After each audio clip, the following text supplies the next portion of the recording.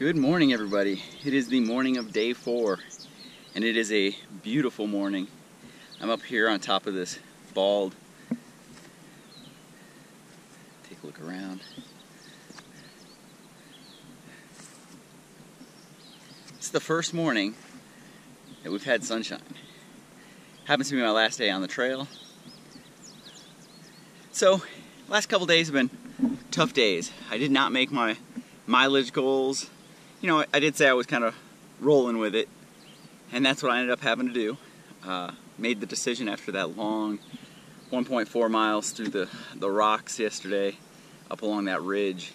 Beautiful, beautiful section, but man, was it tough, slow going. I made the decision that I was not going past Jerry's cabin shelter, that I was going to stay there for the night. So that's what I did. Set up the hammock there, had a good group of people there. Didn't do a lot of recording because I didn't want to interrupt them and, you know, their stuff that was going on. But I had made that decision as soon as I got there, pretty much, and I was good with it. But that meant today I'd have to put in another big mile day, another 17-mile day, in order to make it to Sam's Gap. So rather than doing that, pushing myself again, I've got a time window where I'd like to be back on the road, heading home. So I contacted my ride, and he's able to meet me a little bit closer. I'm only cutting a few miles off. Instead of Sam's Gap, it'll be Devil Fork Gap. So going from Jerry's cabin shelter to Devil Fork Gap today, it's about 10 miles. So first day was about 11 miles. Second day was just under 19. Yesterday was just over 19. And another 10 today. So pretty decent trip all in all. Then if you count all the side trips and the trips to get water, you know, who knows what it's really at. But anyway, just wanted to give you guys an update, say good morning. Black flies are all around me, just buzzing like crazy, so it's time to get moving again. So I was hopeful, and I thought maybe, just maybe, today will be the day that I don't have to hike in wet feet. Overnight my shoes had dried out. My socks, for the most part, had dried out. They were still damp, but they weren't soaked. Well, after coming over that bald and walking through the grass for about half a mile, my feet are drenched again. So another day of walking in wet feet. Oh well.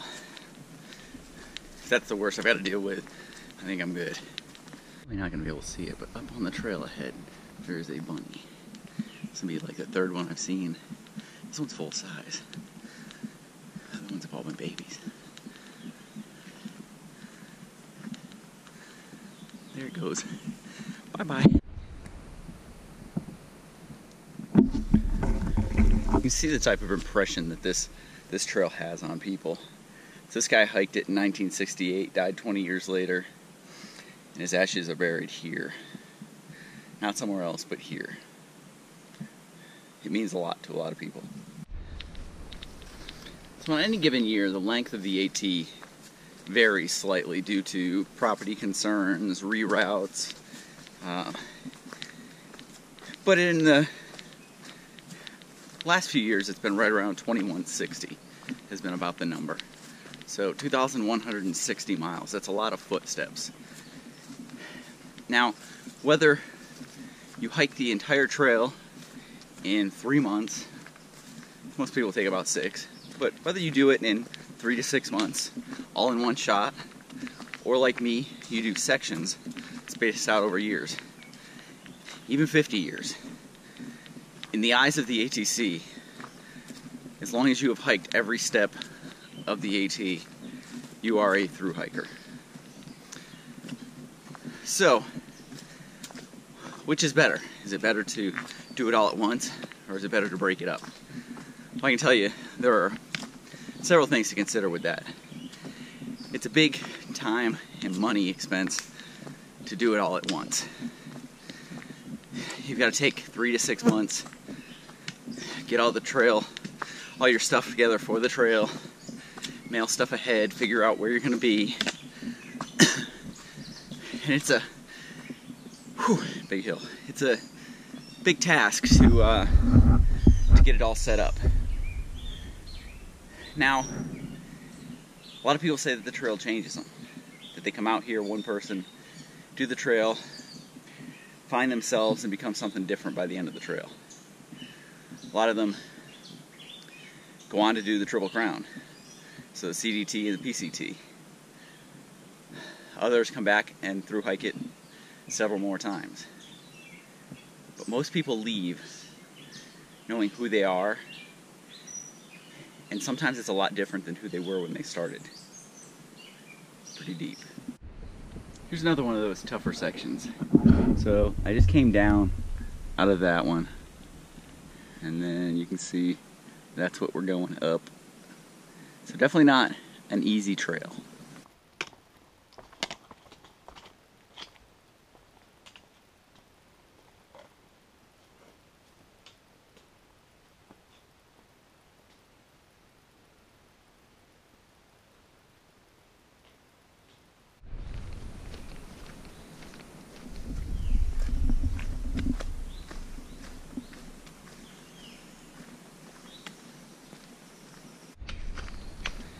I've seen one orange nuke on each of the days, the 4 days of this journey. Not two, just one. So I just saw one today. So if I don't see any more today, then the one stays. I have seen a lot of salamanders. I saw a little water salamander while I was getting water a couple days ago. And then I've seen a lot of the little brown ones that, try not to trip. I've seen a lot of little brown ones that kind of look like they're wet all the time. And then the blue-tailed ones, I've seen quite a few of those. Kind of reminds me of, I think it was last summer or the summer before. I guess it was this weekend. So it was the 4th of July weekend, 2 summers ago. Beekeeper and I were out here. We left Neal Gap, and I don't remember which shelter it was at, but we had set up our hammocks, and it was a torrential downpour. It rained almost that entire trip, but that night was kind of funny because camped out underneath my hammock all night was a big spotted salamander. Big guy, probably 6-8 inches long. Really cool, but just thought I'd share. Kind of random. So back to the subject of through hiking versus section hiking. So does that mean that, since I said through hiking can be expensive, that section hiking is not? No. And by all accounts, I would say that section hiking is more expensive because you are traveling from your home to the trail each time you want to go do a section. You're probably buying more expensive food than what most of the through hikers are using. If you're using shuttles, you're paying for those. So I think the section hiking is probably more expensive. Is section hiking easier? Well, in the fact that mentally you're only on the trail for, a few days, maybe a week, maybe 2 weeks at a time. In that regard, it can be easier. However, the one disadvantage that a section hiker has is they don't have the trail legs. So a hiker that's out here for months at a time, a week or so in, starts to get trail legs. By a few weeks in, they're fully developed, and so, longer days, harder days, don't seem all that bad because the legs are just used to it. They're hardened from the efforts. If you're a section hiker, every time you come out on the trail, it's like starting over. Unless, of course, you were doing a bunch of hiking on your free time and getting out and really hitting it hard so that when you do hit the trail, you're ready. But for most people, it's a hobby. And yeah, it hurts, but that's part of the fun.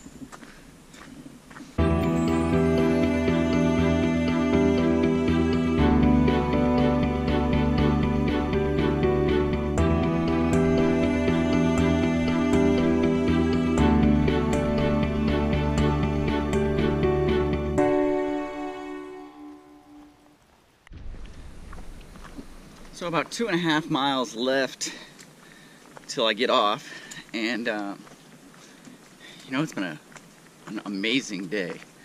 The weather's been perfect. The trail has been great. The downhills haven't been too steep. We had one pretty long section that was steep, but for the most part, the tread's been good. It's just been a very enjoyable hike this morning. So I'm about 7 or so miles in for the day, and feeling good, feeling really good. So it's a good change from the last 2 days. Well, 2 days ago I wasn't feeling bad until after lunch, so I'll be out before lunch on this one.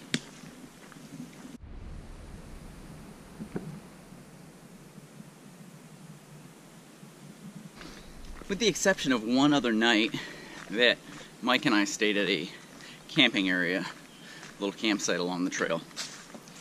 Every night I've spent on the AT, solo or with someone else, has been at a shelter. Not in the shelter, except in the Smokies, but at a shelter. This time, 2 of my 3 nights I spent by myself at just little campsites off the side of the trail. And I've got to say, I think I prefer that. I think I prefer the camping by myself, not having to worry about if I made too much noise. It's just, you know, I kind of like that. Kind of like the solitude, not having to worry about talking with people. I guess that's kind of my nature, is to shy away from people. I mean, even last night I sat around while I made my dinner, talked with the first 2 guys that were there, but then as the rest of their group, they had a group of 5 guys, and then another couple of groups came in.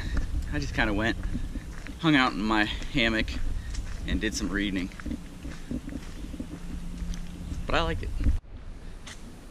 Well guys, I am at Devil Fork Gap, and it's time for me to jump off the trail. I appreciate you guys checking in with me, following along on this journey. In the next coming weeks, after I get these videos up, I'm going to be doing a review on 4 of the pieces of gear that I took on this trip. So this backpack, the Zimmerbilt Quick Step, my shoes, the Morel Trail Glove 3, the new pot that I was using, the Tokes Light 550, and what else? The Loco Libre Operator Series quilts. So those 4, and maybe even the 1.0 half-wit. We'll see. Thanks for joining me, guys. I appreciate it. If I could. I made it to Devil Fork Gap, and I'm getting a ride. Somebody was kind enough to find a way to pick me up. So thanks, Mike. Heck yeah, man. Any day, brother. So Mike couldn't join me on the hiking trip, but at least getting to hang out a little bit. Probably go grab something to eat. Yeah. So see you guys down the trail.